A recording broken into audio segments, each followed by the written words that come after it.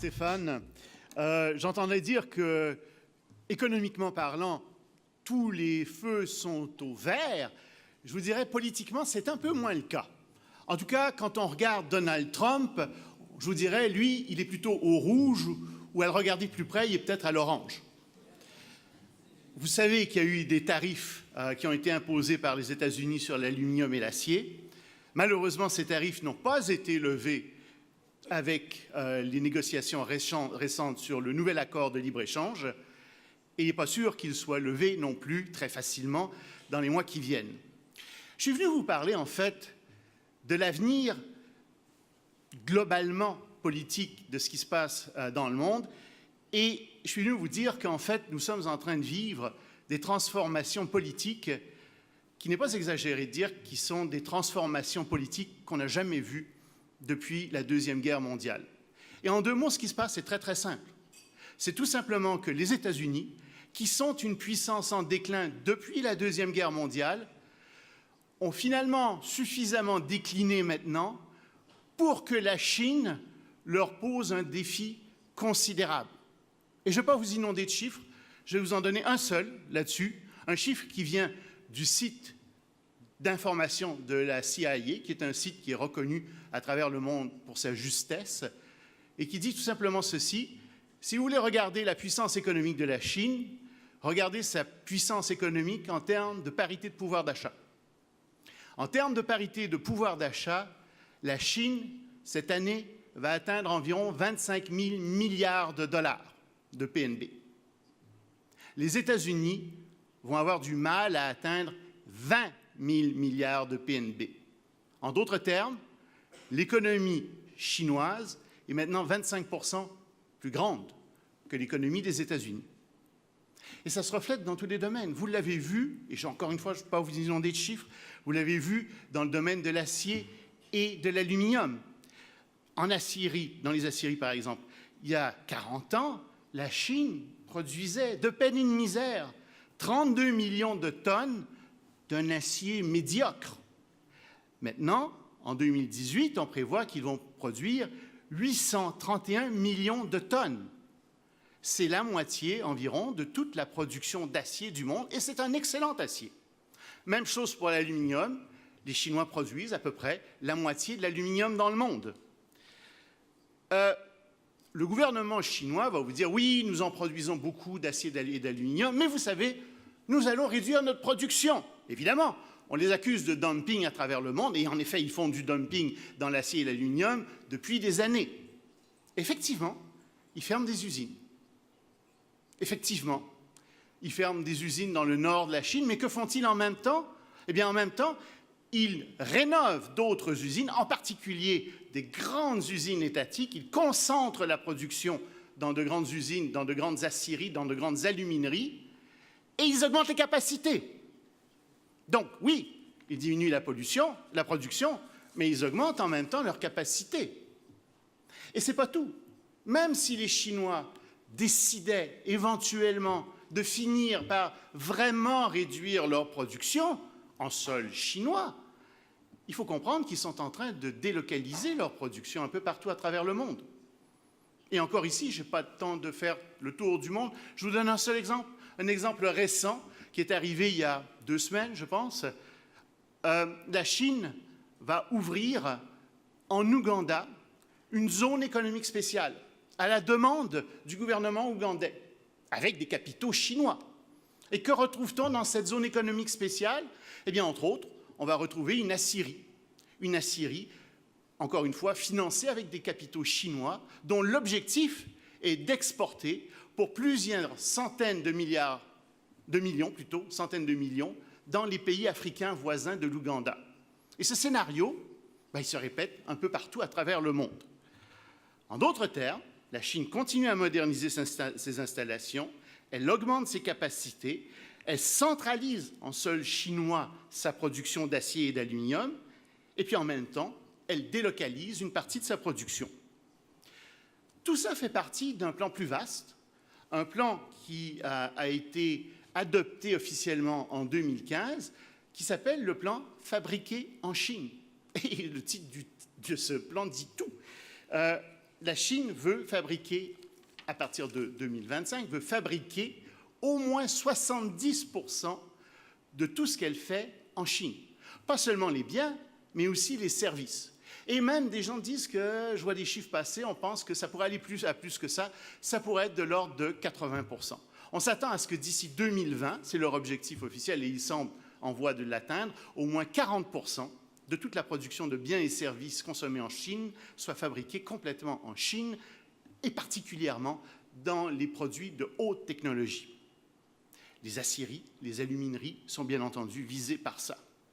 Tous les secteurs clés partout. Par conséquent, la Chine devient de plus en plus autarcique. Il va être de plus en plus difficile de vendre en Chine toutes sortes de matériaux, toutes sortes d'objets. Je vous donne encore ici quelques chiffres. En 2015, et donc ça a changé, ça a augmenté depuis, mais en 2015, 28% de toutes les automobiles du monde étaient fabriquées en Chine. 41% de tous les navires du monde étaient fabriqués en Chine. 50% des réfrigérateurs, 60% des télévisions, 80% des climatiseurs, 80% de tous les ordinateurs.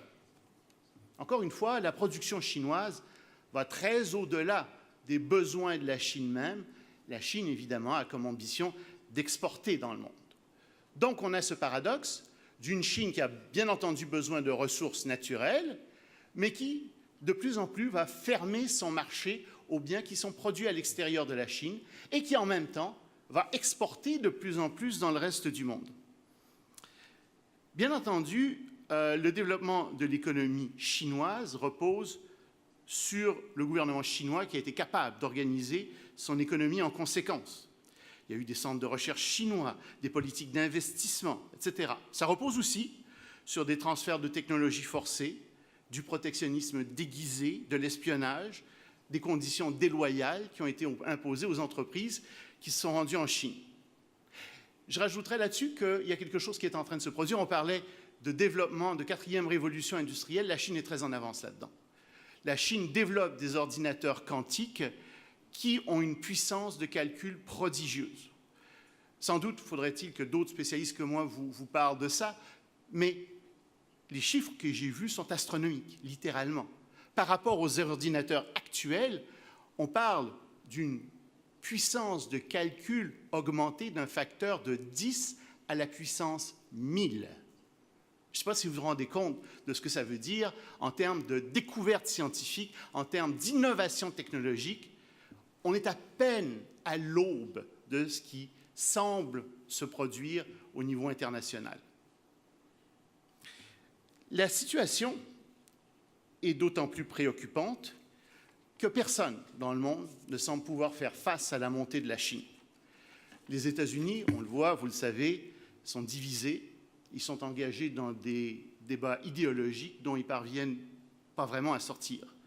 Et je ne parle même pas de Donald Trump, qui est un président qui manifestement souffre de maladie mentale. Donc, les États-Unis sont dans une position où ils vont exiger de plus en plus de leurs alliés, exiger de plus en plus d'eux économiquement, militairement et possiblement même idéologiquement. Regardez le traité qu'on vient de signer avec les États-Unis. Les États-Unis n'ont fait aucune concession dans le nouveau traité de libre-échange.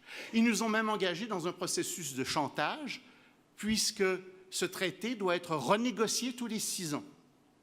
Remarquez aussi que nous avons perdu une partie de notre souveraineté à travers ce traité, puisqu'on n'a plus le droit, en ayant signé ce traité, de s'engager dans des négociations de libre-échange avec des pays qui ne sont pas des économies de libre marché. Ça vise spécifiquement la Chine. Je ne vous dis pas que c'est une mauvaise chose. Personnellement, je ne crois pas qu'on devrait s'engager dans un traité de libre-échange avec la Chine. Mais remarquez bien la perte de souveraineté qu'il y a dans ce traité. L'Europe, vous le savez, elle est désorganisée, elle est secouée par le Brexit et puis par toutes sortes de problèmes d'immigration. On ne voit pas très bien comment les Européens vont parvenir à court et à moyen terme à véritablement s'organiser pour faire face à la Chine. Et puis, il y a d'autres alliés potentiels qui se tournent vers leurs propres intérêts, et on n'a qu'à regarder ce que le Mexique a fait dans les négociations de libre-échange pour comprendre que le Mexique a d'abord pensé à lui-même. La question qui se pose est donc, qu'est-ce qu'on peut faire? Et moi, je vous inviterai à regarder ce qui se passe dans les pays qui résistent à la Chine, en Asie en particulier. Il y a évidemment plusieurs modèles. Il y a le modèle des pays communistes. Il n'est pas question qu'on devienne communiste, mais regardez le Vietnam. C'est un parti unique qui contrôle tout. Vous avez le modèle de Singapour, où vous avez plus que 60 sociétés para-étatiques de type Hydro-Québec qui couvrent l'ensemble de l'économie. Je ne suis pas sûr que le nouveau gouvernement au Québec aille dans ce sens-là. Vous avez le modèle, enfin, de la Corée du Sud et du Japon qui est particulièrement intéressant. Ces deux pays sont dominés par de gigantesques conglomérats. En Corée du Sud, ce sont les chaebols et au Japon, ce sont les keiretsu. Mais il y a une très forte coordination ici qui se passe entre les entreprises. Et le Japon est particulièrement intéressant parce que le Japon subit depuis 20 ans une diminution démographique. Depuis quelques années, depuis une dizaine d'années, si j'ai bonne mémoire, le Japon perd 500 000 personnes par année. Sa population diminue. Et donc, quand on regarde ce que les Japonais font, on s'aperçoit que dans tous les cas, au Japon, la coopération va bien plus loin que ce que j'entendais tout à l'heure. Il y a une coopération entre les entreprises, les syndicats, les banques, les gouvernements, qui agissent tous de manière conjointe avec solidarité. Et ici, je ne veux vraiment pas faire référence au climat politique du Québec et à un parti qui porte ce nom, ça n'a rien à voir. Je veux simplement dire qu'au Japon, l'exemple est remarquable. En cas de coup dur, par exemple, les entreprises se partagent le marché de manière à ce que le réseau soit préservé. Les entreprises ont aussi mis en place toutes sortes de barrières protectionnistes, n'ayons pas peur du mot, non tarifaires, que le gouvernement tolère, voire même encourage. Les entreprises se soutiennent les unes les autres dans toutes sortes de politiques d'achat. Au Québec, on a aussi ce genre de forces, des forces incroyables. On a des grappes industrielles, ça existe aussi au Canada. On a des politiques environnementales qui sont bien en place et on pourrait faire beaucoup plus. On pourrait avoir de l'économie circulaire dans nos parcs industriels, par exemple au Québec et au Canada. On a des politiques de soutien aux coopératives qu'on pourrait avoir qui pourraient toutes nous aider. Bref, ce que je veux vous dire, c'est que effectivement, nous avons d'immenses défis. Mais il ne faut pas sous-estimer ces défis. Ces défis sont mondiaux. Je pense que ce qui est très important, je vais terminer là-dessus, c'est que nous gardions une certaine maîtrise de notre marché. Il faut absolument que patiemment on trouve des alliés à long terme et il faut qu'on ait véritablement tous ensemble une vision conjointe de ce que nous allons faire pour faire face à cette lutte entre les États-Unis et la Chine. Et je vais terminer avec un proverbe chinois que j'aime bien, mais qui, je pense, résume la situation dans laquelle nous nous trouvons. La lutte des éléphants est mauvaise pour la pelouse. Merci. Merci Loïc, et particulièrement pour cette métaphore.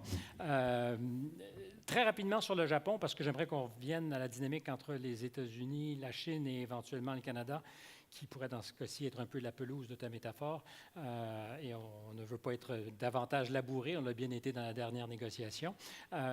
Mais au Japon, comme à Singapour, que tu donnais tout à l'heure en exemple, il me semble qu'il y a aussi une espèce d'homogénéité sociale qu'on n'a pas chez nous. C'est-à-dire qu'il est plus facile d'imposer le consensus qu'on arrive à le faire chez nous. Et ça compte pour quelque chose, non, dans l'équation? Oui, oui.